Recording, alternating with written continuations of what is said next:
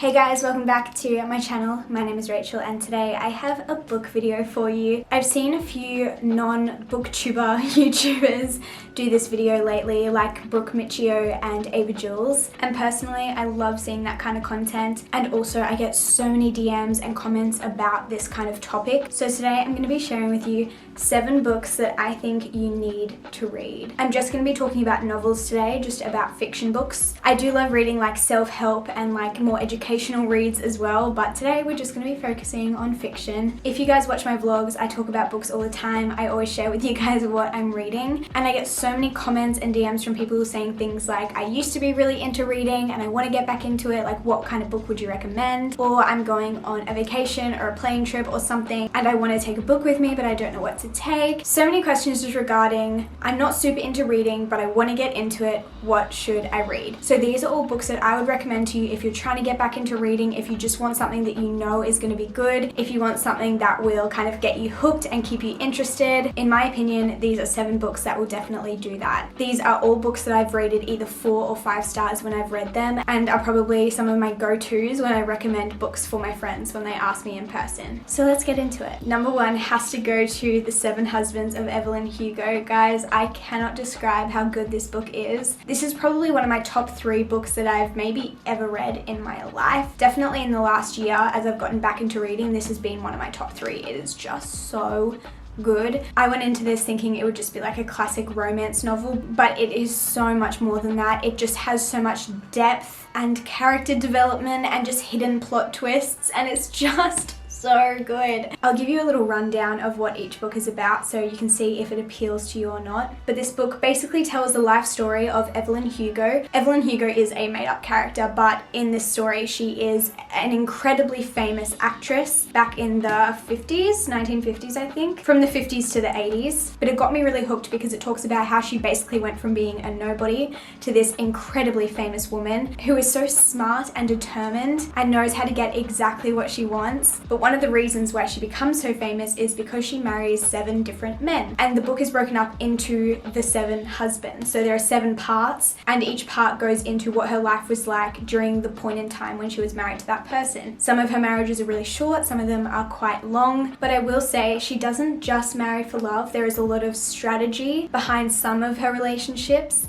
and it's just so interesting. But it's so much more than just Evelyn. You get to see into the lives of some of the people that she loves the most, romantic and platonic relationships as well, and it's just such a beautiful story and truly broke my heart in so many different ways. I definitely just think this is one of my number 1 reads. You have to check it out. Another book that broke my heart is It Ends With Us by Colleen Hoover. I also went into this thinking it would just be like a fun romance, and boy was I wrong. This is such a deep and complex story about this girl called Lily. It mostly talks about her as like a young adult, but you also see glimpses into her teenage life growing up in a home with domestic violence, so there is a trigger warning for that, and how she sees what her mum goes through and how she kind of vows to never let that happen to her. But you get to see her kind of get sucked into a relationship that maybe isn't so healthy. And I think one of the reasons why this book really broke my heart is because you get to see a glimpse of what it's like to be in the shoes of someone who is in a toxic relationship but who doesn't quite realize that it's toxic, or who does realize but doesn't know what to do. And I feel like it's so easy to look at someone's life and be like, why are you dating that person? Why are you with that person if they don't treat you right? But when you really get to see it from their perspective and stand in their shoes for a second, even if it is a fictional story, I feel like I can just understand why they stay so much more now based on this story. It is just absolutely insane. And on top of that, there is a boy in this story called Atlas, and over the years, no matter how many books I've read, I don't think I've ever been more in love with a book character. Ever. I read this book maybe about a year ago and I still think of Atlas all the time. I would read this book just to read about Atlas's side of this story again and again and again. It is so good. Number 3 is Where the Crawdads Sing. I was really shocked with how much I enjoyed this book. This has been a really popular read over the past year or so in the book community, and I feel like one of the reasons why it is so popular is it's just so different from so many books out there. This book is about a girl called Kaya who basically ends up raising herself in a swamp. So she lives a very isolated and lonely lifestyle, but pretty much just lives from the earth and is just so knowledgeable and wise about so many things, even though the rest of the community around her sees her as such an outcast because she lives by herself on this side of this swamp that no one else lives in. I feel like Kaya just deals with so much. She just gets rejected over and over again, yet still has this really deep desire to be known and loved by someone else. It is just such a unique and beautiful story, and I feel like I just got lost in the language of this because the imagery of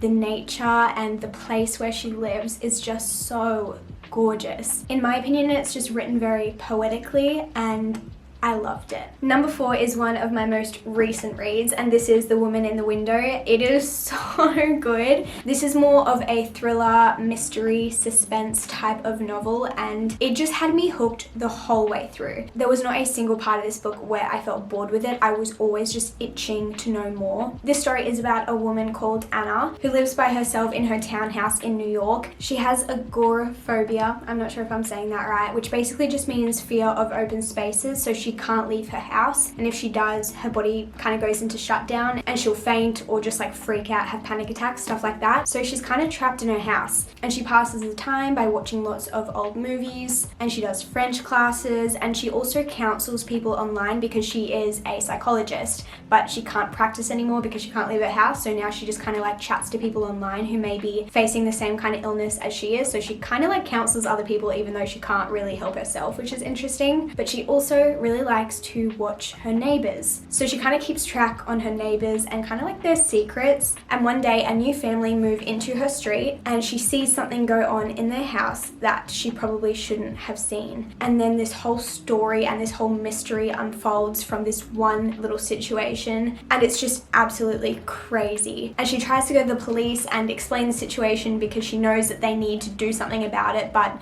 no one believes her because 1, she's the only witness, but 2, she's a very unreliable witness in their eyes because she's mentally ill and she's acting kind of crazy. She also drinks so much, so they're you're probably just drunk, you probably just made it up. A side effect of her medication that she's taking can also cause hallucinations. So there's just all these factors that go into it that basically show that she's an unreliable witness and that she shouldn't be trusted, but she is so certain that she has seen this thing, and she really goes into this detective mode trying to figure it all out. And there are so many twists and turns in this book, and this big altercation happens at the end where everything kind of falls into place and you just understand everything, and it is not probably what you expected, and it's just absolutely crazy. When I was reading the last few chapters of this book, I was so invested in trying to find out what happened because it was just so intense. A lot of people have also been telling me that that book is about to come out as a movie, or maybe it just has come out as a movie. Either way, if you don't want to read it, I would still recommend watching the movie because it's just so good. I love the story of that one. The rest of the books I read on my iPad or listened to the audiobook version, so I don't have the physical copy, but I'll tell you about them anyway. The next one is The Silent Patient, and this is another psychological thriller. This story is about a woman who has allegedly killed her husband, and ever since her husband died, she has not spoken a single word. She hasn't spoken to any family, any friends. She didn't speak in her trial in court. Nothing. And now she resides in a mental hospital, and a new psychotherapist comes to that hospital and requests to have her as one of his clients. And his manager agrees, but basically says, you're not going to be able to make her talk. No one has been able to make her talk, and he is just so determined that he will be able to. And this man goes above and beyond to find out anything he possibly can about this woman and try and get her to talk. I think I'll just leave it there because I don't want to ruin the ending of the story, but let me just tell you, it has some major twists and turns turns, and it is very likely that it will shock you. It was such a good read. Number 6 is another kind of mystery thriller type of book, and it is called The Guest List. Basically, there is a couple who are getting married, and they're getting married at this wedding venue that used to be a remote island that was just full of like a really old like mansion pretty much, and a couple has actually bought this island and turned it into a wedding venue, so now it's like a beautiful place to get married. The whole book is made up of just like a 48-hour time period, so like the night before the wedding to the night of the wedding. It is absolutely insane.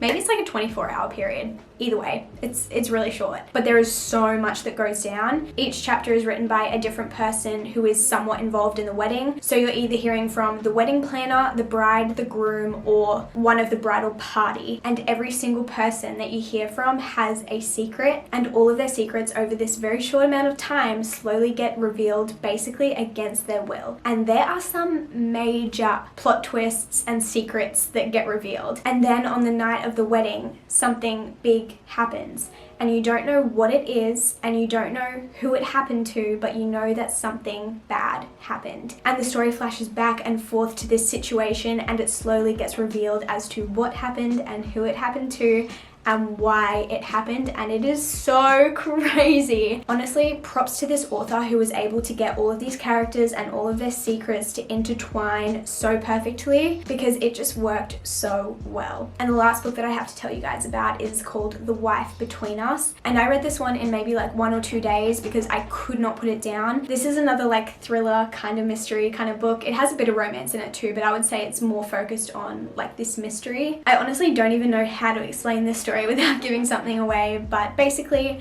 there is a man and he has an ex-wife and a new fiance. I don't want to give anything away, but I will say the book kind of makes it seem like the ex-wife doesn't like this new woman because she wants her ex-husband back, but that's not quite the case. And I'll just leave it there because I don't want to ruin anything, but this has another big plot twist in it, and it honestly had me confused for a little while because I was like, wait, what just happened? But once you get it, it's like, whoa. So again, you need to check that one out. It is such a good read. And I also want to give a little honorable mention to We Were Liars by E. Lockhart. I haven't got this one to show you because I lent it out to a friend, but I will say that that is probably the book that got me back into reading. I will say I feel like people either love it or hate it. I've seen both perspectives. I feel like it just gave me like major like summer nostalgia kind of vibes, but it also has like a major plot twist at the end that you're just like, wait, what? So if you haven't read that, it's a really short and easy read, and I would definitely recommend it. But in saying that, again, some people love it, some people hate it, so I'm sorry if you don't enjoy it. But I feel like that's with all books. You're not gonna love every book that I recommend, but I still want to share the ones that I love with you guys. If you've read any of the books that I mentioned, I would love to hear your opinions on them, so leave me a comment down below letting me know your thoughts. Even if you hated it, I would love to hear about it. And if you have any book recs for me, let me know in the comments below what's like your favorite book you've ever read, and I'll add it to my TBR. And if you want to see any more extra book videos like this, let me know. Every few months I do film a little like update of all the books that I've been reading and my ratings and my thoughts about those, but if you want to see any extra ones like this, let me know and I might film them for you guys. As always, it was so much fun chatting to you guys, so make sure you give this video a thumbs up if you enjoyed it, subscribe for more videos, and I will see you soon in my next one. Goodbye.